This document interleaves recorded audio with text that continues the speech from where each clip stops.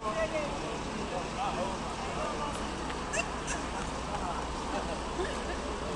a scuola.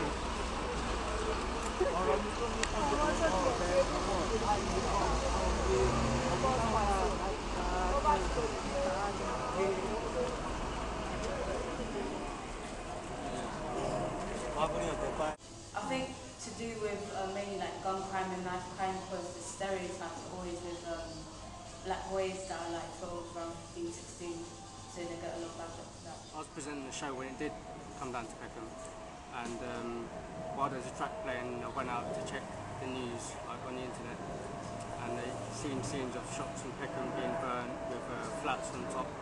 It's really disgusting. If you listen back to my show, you can hear the exact moment and the disgust in my voice. Just to see a place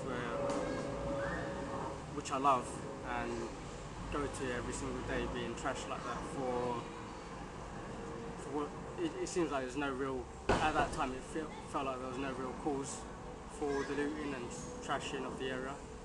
I don't think what happened initially still carried on at that moment. I think there's a mixture. There may have been a small percentage of looters or rioters that were still angered by maybe stop and search and being targeted, and maybe angered by what happened to Mark Duggan. But I think the majority of people that I've come across as well, heard from, were there just to trash the place and get some free goods. Most young people in London and the UK are getting tarred by the same brush because of how the media is showing it all. Like on the shows that I've been presenting since the riots, you can hear people have been calling in saying that they've seen older people there, they've seen parents there with their young teenagers looting and rioting, but you don't see that in the mass media. I don't know, maybe there's more sinister reasons, or it sells better in the media. I've just got no idea why that is. I think it happens. I think for a few reasons, like a lot of reasons mixed up together. I think one of the reasons is anger inside. Like young people feel anger inside, so they're trying to get their own back in a sense. So doing criminal damage and fighting with the police. Another one is Mark Duggan. I think his death has played a big part to what happened. Also, I think it's just young people who don't know much and just thought it was an opportunity to take free things, because there's so many young people doing it. The police couldn't catch every single one, so they knew they could get away with it for now though. So I feel like ashamed, because I grew up with these people. I'm a young person myself, and I don't condone it one bit. I think it's bad. Like, there's no words to describe it, but it's disgusting what happened and what I saw. On the day, they didn't handle it at all well.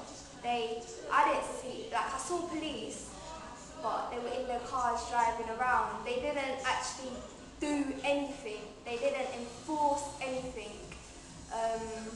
So they weren't like a large police presence, and when they did come, it was too late. All the shops were smashed, everything was taken, so everything was set on fire, set alight, so it was too late by then.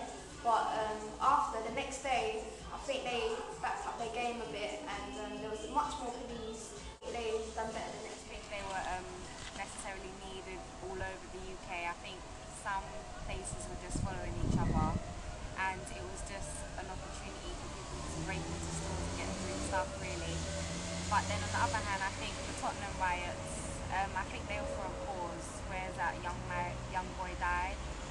But the way it carried on through the rest of the community, I just think it was unprovoked, and it was just silly. It happened because of that young boy dying. I think family, friends, and the rest of the community were very devastated and mad at the police for not getting on top of it, or for the police not being honest about what actually happened with the boy dying. And then I think that just turned into anger with smashing shops, and then riots just became. But then I think when it happened in the rest of the area, I think partly it was because people were angry at the police for not doing nothing, but then again it was also time for people to get free stuff and easy to just cause riot.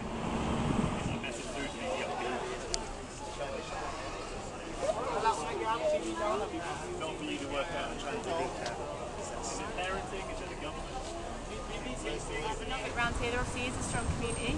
We need to communicate more, we need to work together more, but actually people are just, they love each other, they love the area, they love where they work, they love where they live. There's a lot of good stuff going on. It's just been overwhelming really. It's just got massive. It definitely doesn't belong to us anymore. It belongs to the people, very much belongs to the community. We just feel a little bit of responsibility for making sure it carries on somehow. But yeah, very much it's carrying on without us. Activity, and I felt like everyone needed to vent something as well, so it's kind of created this focal point for all this positivity and reflection, and the community coming together. And debate, like a lot of debate. Like people obviously needed a focal point where they could come and meet other people and try and make sense of what had happened. And what the really beautiful thing is, despite what the media is saying, and the media calling people animals, they're calling the riots this, that and the other, actually no one in Peckham is doing that. I've had a few, like maybe 5 or 6 people who have been really antagonistic about the rioting.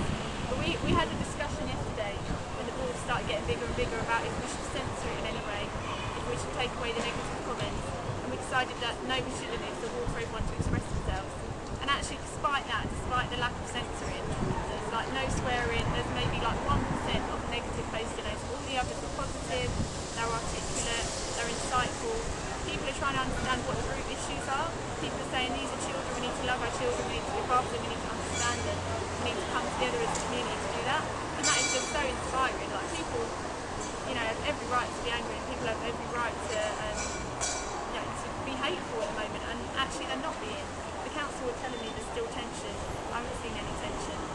What I'm seeing is a lot of people trying to figure out what's gone wrong and saying, right, let's come together. And we're really proud that this is happening in our community. It's not going on elsewhere. Like people are so proud that we've got the wall of love, as it's now called, and it's everywhere. They're peaceful, yeah, they're peaceful. And I think it says so much about the people in the community that everyone's saying, why did these happen? Not saying, you know, those writers are animals, let's do this, let's get the cannons out, let's do whatever. People saying, why did this happen, let's stop it happening again. Like, and that one thing makes me so proud, because actually the mass media have not been saying that.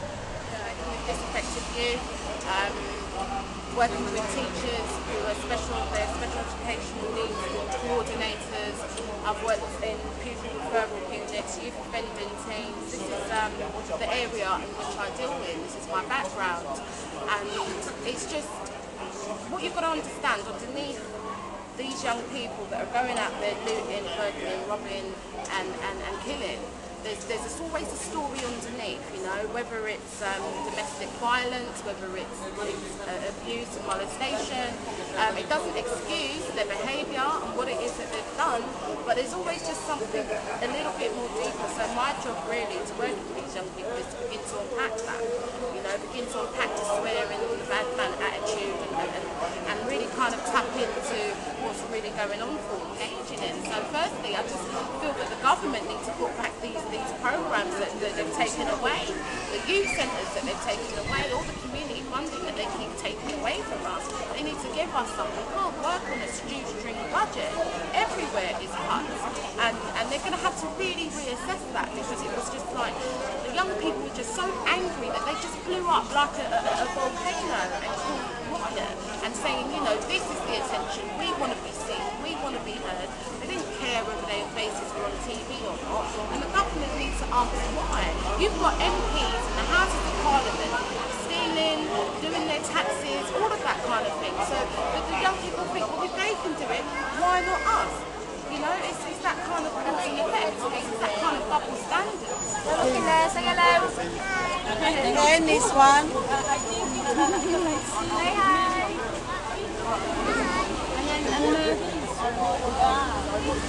Again, that's it. You can do it in grown-ups one. So do you want to write anything else, Peckham? Do you want to put your name?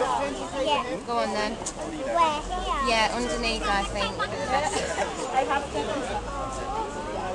Thank you so much. Yeah, welcome. Yes. Then you can I'm going to say, I love Peckham. Okay, now stick it on the window. Go, Ria. Pop it on there, there's a bit of space. Stick it down. Got it? You're running out of space. You had to move to another wall. Well, but the people who own the store and they face the window and they've got a new wall. On top of the window.